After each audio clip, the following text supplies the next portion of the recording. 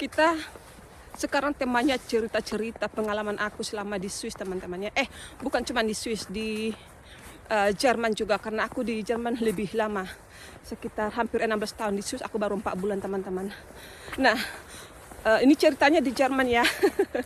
Jadi waktu anak aku sakit, si Mihael gitu, biasa ya anak-anak itu sakit, kadang sakit kuping, batuk, tenggorokan kering, demam, kayak gitu biasanya sakitnya anak-anak di sini teman-teman. Jadi aku bawa dia ke dokter anak karena telinganya sakit, kayak berdengung, pokoknya sakit deh gitu ya. Jadi aku bawa dia ke dokter. Dokternya bapak-bapak, nggak terlalu tua tapi juga nggak terlalu muda. Nah, diperiksa tuh anak aku si Mihael, kupingnya, lidahnya, mulut di dalam gitu. Terus pakai stetoskop di sini sama di belakang gitu. Dia periksa, oke, iya dia sakit kuping dan sedikit batuk gitu ya. Nah, jadi si Pak dokter ini sambil mengatakan itu semua juga, sambil cerita yang lain, menerangkan, dia juga sambil ngetik-ngetik di komputernya untuk mengetik apa saja keluhan yang kita keluhkan gitu. Biar untuk selanjutnya dia tahu rekam medis ya, jejak penyakit kita apa saja gitu. Ya, jadi terus si Pak dokter ini bilang, oke, nanti sampai di rumah kasih madu untuk dilucen. Lucen itu kayak diemut-emut gitu. Kayak diemut-emut. Terus kupingnya taruh irisan bawang, taruh di tisu jadi kayak ban gitu. Taruh tisu terus taruh ke kuping seperti ini, biarkan 10-15 menit gitu. Itu untuk mengurangi sakit telinga dan enjundung. Apa ini enjundung? Kayak peradangan gitu teman-teman ya. Oke, terima kasih aku bilang. Terus dia lanjut lagi ngetik-ngetik di komputernya kan. Ada orang di sini? Gak ada. Oke, baguslah kalau nggak ada. Oke, jadi dia ngetik-ngetik di komputernya, bisa pakai sepatu. Katanya tadi kan waktu di periksa itu kan buka jaket, buka sepatu gitu. Jadi selesai dijelaskan, aku bantu si Mihael pakai sepatu gitu ya, pakai sal, muce gitu. Nah, aku duduk lagi. Aku duduk lagi, si Mihael juga duduk dekat aku. Aku tunggu gitu ya. Tapi dia kok ngetik-ngetik terus ya. si Pak dokter ngetik-ngetik terus. Bagaimana ini gitu ya. Aku nunggu si Pak dokter itu kasih aku resep gitu ya, biar aku bisa beli obatnya di apotek gitu. Tidak selalu semua harus dibeli sih. Itu kalau kita ke dokter anak gitu ya, dan anak sakit, itu resepnya kita jemput ke apotek, itu gratis teman-teman. Iya, itu gratis. Nah, jadi aku tunggu-tunggu, masih dia ngetik-ngetik. Jadi aku bilang lah kan, maaf Pak, apakah sudah selesai gitu? Iya, sudah selesai, Ibu bisa pulang katanya. Terus aku bilang, nggak ada obatnya, nggak ada resepnya. Aku bilang, tidak, nggak perlu, kata si dokter. Aku kan bingung, ini anak sakit, kita ke dokter untuk periksa, untuk dikasih resep, obat, biar sembuh. Ini nggak dikasih teman-teman. Jadi aku bingung kan, nggak perlu obat, jadi bagaimana sembuhnya? Aku bilang gitu. Terus datang si Pak dokter. 3 hari pertama kasih dulu itu honik, madu untuk diemut-emut, sama taruh itu tadi irisan bawang di kuping selama 3 hari. Kalau selama 3 hari tidak sembuh, baru datang lagi kemari katanya. Oh gitu. Jadi si dokter anaknya itu lebih mementingkan obat alami dulu gitu teman-teman. Karena mungkin yang dialami si Mihael masih sakit biasa-biasa aja gitu.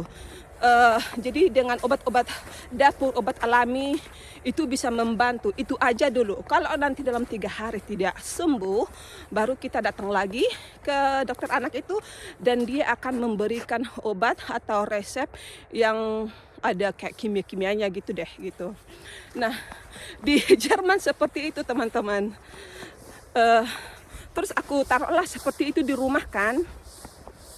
Kasih simihail madu, taruh irisan bawang di dalam tisu, terus ditemplokkan ke kupingnya gitu. Memang membantu sih teman-teman ya. Membantu. Ini ada persimpangan. Persimpangan manakah yang akan aku ambil? Ke depan aja. Oh ya itu. Kita ke depan saja. Ya. 2 hari lumayan gitu, 3 hari oke, makin lumayan karena sakit yang dialami Slima HL itu berangsur lebih baik. Jadi aku nggak pergi lagi ke dokter itu karena memang setelah beberapa hari dan 1 minggu itu sakitnya yang si Mihail udah sembuh gitu teman-teman. Aku kayak gini ya, negara maju Jerman tapi anak sakit nggak dikasih obat, malah lebih memilih obat alami gitu. Bagus sih menurut aku ya. Dan ada temanku orang Swiss ini, dia juga bilang seperti itu. Iya, dokter anakku juga menganjurkan seperti itu. Yang ambil madu dulu, yang kasih madu dulu gitu. Tapi yang irisan bawang aku belum pernah dengar, kata teman aku yang tinggal di Swiss ini. Iya, jadi seperti itu teman-teman. Jadi aku mau bilang mungkin teman-temannya, ibu-ibu yang punya anak kecil, mungkin ada yang anaknya sakit telinga atau mungkin sakit tenggorokan karena perubahan cuaca gitu. Mungkin bisa dicoba ya, makan madu diemut-emut sama taruh irisan bawang di kuping gitu. Untungnya di Swiss ini ya ataupun di Jerman kita cari madu asli itu mudah teman-teman. Yang bio atau tidak bio atau maksudnya yang natural gitu ya. Itu mudah kita dapat. Apalagi bawang itu mahal biasa ya kan. Nggak tahu di Indonesia seperti apa. Mungkin mudah cari madu, nggak tahu. Tapi bisa dicoba gitu teman-teman ya. Aku udah mau sampai, aku mau ke situ yang kemarin-kemarin itu yang ada pohon-pohon itu ya. Nah, aku mau ke sana. Waktu musim gugur kemarin itu aku ada video, mungkin kalian yang mau lihat bisa lihat gitu ya. Pas musim gugur itu semua daun-daunan berubah warna. Nah, aku bikin video di situ teman-teman, bisa lihat ya. Ntar lagi kita sampai.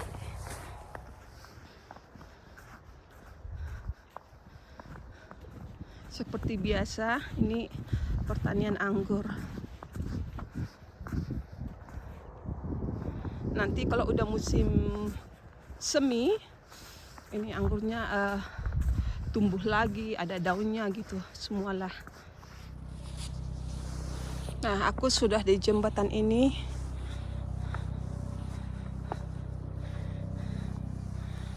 Kalian pasti tahu tempat ini kan, udah ada beberapa kali di video aku teman-teman. Tadi aku datang dari sana itu. Nah, itu ada bapak-bapak pakai bawa anjingnya gitu. Dari tadi dia liatin aku teman-teman. Dia pakai kacamata. Aku kira kacamata sunglasses itu untuk matahari aja. Ini nggak ada matahari, dia pakai sunglasses. Itu untuk itu ya, melindungi mata gitu dari salju ini. Dari rumah sampai ke sini aku sendiri teman-teman, nggak ada ketemu orang, baru itu aja sih, itu bapak-bapak itu yang ada anjingnya. Di sini sepi, aku agak takut ya. Agak takut nanti, takut ada kayak kriminal gitu. Di sini sih setahu aku aman-aman gitu ya, tapi perlu juga berjaga-jaga gitu. Bagus ya di sini. Aduh, aku suka sekali di sini teman-teman. Ini sungainya, aku nggak tahu sih bilangnya apa. Soalnya dibilang sungai nggak ada air, Maksud aku dia dalam gitu. Ini dalam, hampir bisa 2 meter apa 2,5 gitu. Itu bawahnya kayak di semen gitu kalau nggak salah, di semen gitu tapi kayak berbatu-batu gitu teman-teman. Tunggu aku tunjukkan ya. Nah tuh kan, ini dasarnya tuh kayak di semen ya. Aduh aku malu teman-teman. Pas tadi mau foto ada abang-abang bule gitu lihat aku di sini. Aduh malu. Itu dia yang pakai jaket biru, nampak enggak ya? Nampak mana dia? Ah di sana. Dia lihat aku bilang Gruci gitu. Dia bilang hai. Kalau di Swiss kita nyapa orang itu Gruci teman-teman. Aku baru tahu di selama ini di Jerman paling kalau di Frankfurt gitu ya Guten Tag gitu. Terus atau halo itu hal biasa. Nah aku pernah tinggal di 3 kota di Jerman, Maintal, Frankfurt, München atau Munich gitu ya. Nah di Maintal sama Frankfurt sama halo Guten Tag gitu ya. Kalau di München atau daerah Bayern gitu mereka bilangnya apa ya, Servus, halo, Grüß Gott. Nah ini paling sering Grüß Gott, Grüß dich. Oh itu dia apa di Swiss.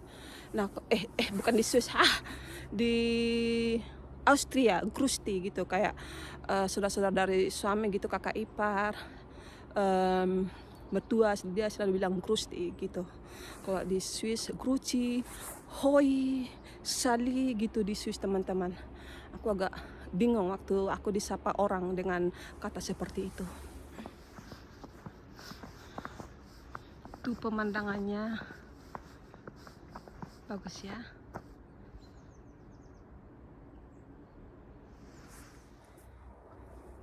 Aku bawa tongses ini teman-teman yang panjangnya segini itu.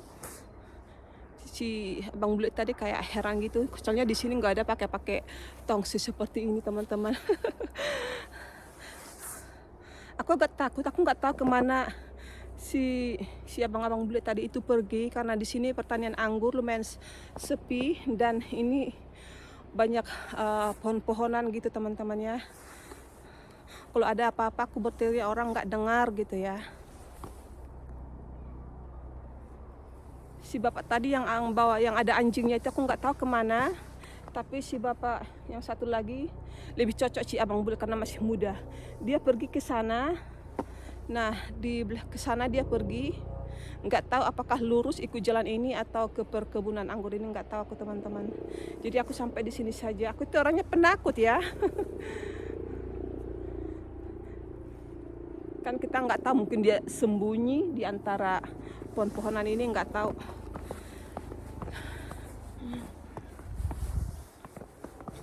Oke sekarang kita pulang teman-teman ya, karena aku jalan pagi udah hampir 1,5 jam gitu. Aku nggak tahu mau videoin apa lagi, cuman seperti ini aja.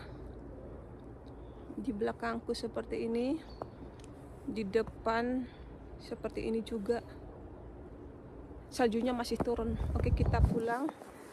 Terima kasih sudah menonton teman-teman ya. Kalau kalian suka silahkan like, komen, dan subscribe. Terima kasih teman-teman ya. Cheers.